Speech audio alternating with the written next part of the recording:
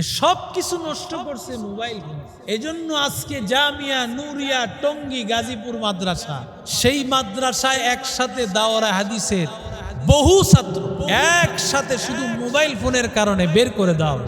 কওমি মাদ্রাসা একমাত্র হলো ইলমে নববীর একমাত্র খাঁটি জায়গা, যেখানে একমাত্র আল্লাহর সহি দ্বীন, সহি ইলম যেখানে শিক্ষা দেওয়া হয়। ওখানে যদি বান্দা মোবাইল ফোন নিয়ে আসে, তার মানে সে আল্লাহকে রাজি করার জন্য পড়তে আসেন।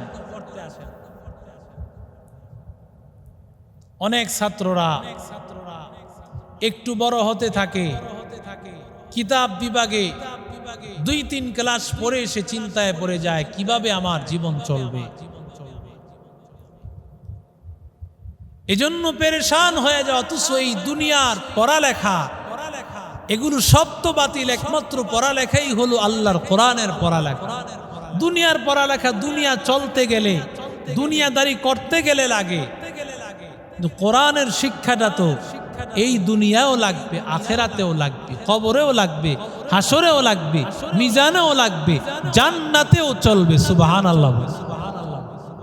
জান্নাতের ভাষাটাও তো আর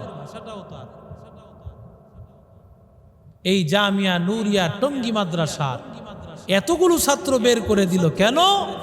মোবাইল ফোন ধরার কারণ। মাদ্রাসাগুলোতে এই এলান থাকে যে মোবাইল ফোন পাইলে আর থাকার কোনো সুযোগ নেই, মোবাইল ফোন পাইলেই বহিষ্কার, মোবাইল ফোন পাইলেই বহিষ্কার। একটা মানুষের চরিত্রকে নষ্ট করে মোবাইল ফোন। এই মোবাইল ফোন তাকে ধ্বংস করে দিয়েছে। তাহলে মোবাইল ফোনটা নেওয়া যাবে, তারপরও সেটা নিতে হবে আল্লাহকে খুশি করার জন্য। মোবাইল চালাবে সেটা আল্লাহকে খুশি করার জন্য। কিভাবে বলে? মোবাইলে ইউটিউব আছে, গুগল আছে, ফেসবুক আছে, এই সবগুলো মাধ্যম যদি বয়ান, তেলাওয়াত, জিকির, আজকার, দিন শিখার জন্য যদি ব্যবহার হয়, তো এটা হবে আল্লাহকে খুশি করার। যদি মোবাইলটা নেয়, মার সাথে কথা বলবে, স্ত্রীর সাথে কথা বলবে, সন্তানের সাথে কথা বলবে, ভাই বোনের সাথে, বন্ধু বান্ধবের সাথে কথা বলবে, সেটা হবে আল্লাহকে খুশি করার।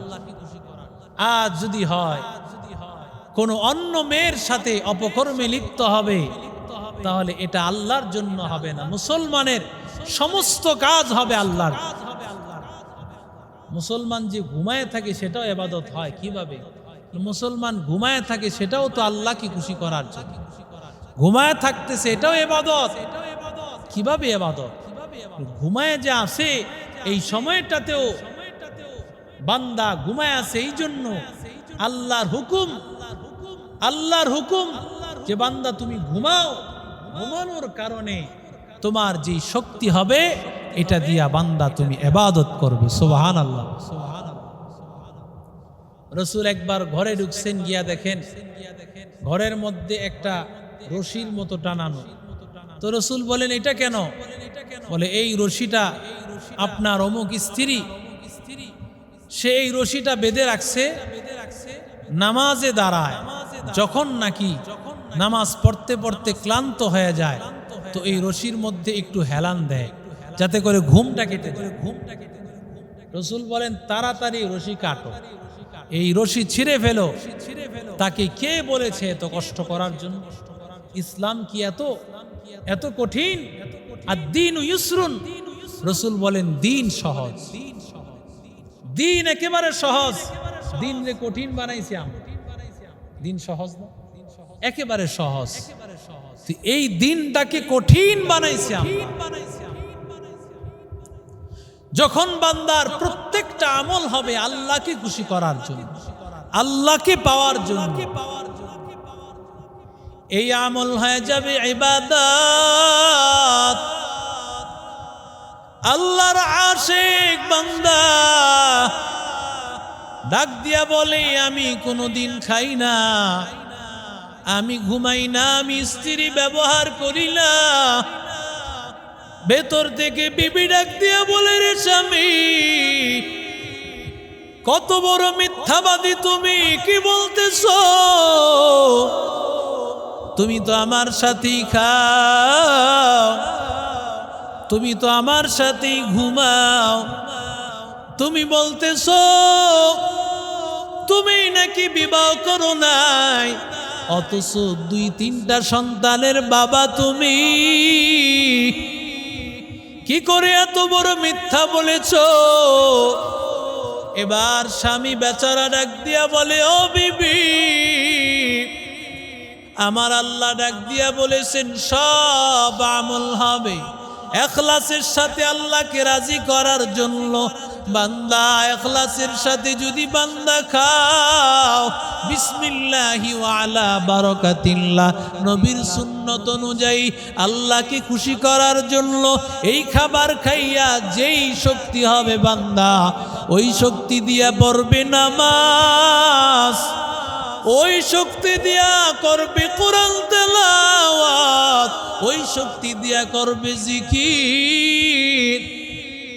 আল্লাহর বান্দা যখন খাবার খাবে এই নিয়তে, ওই খাবারটাও হয়ে যাবে ইবাদত। এই জন্য বলেছি আমি খাই না, আমি ঘুমাই না। কেন বলেছি ও বিবি জানো? কারণ আমি যখন ঘুমাই আমি চিন্তা করি, এই ঘুমাইছি এই জন্য ঘুমানোর পর যেই শরীরে শক্তি হবে, ব্রেন আমার ঠান্ডা হবে, আমি আল্লাহর ইবাদত করব।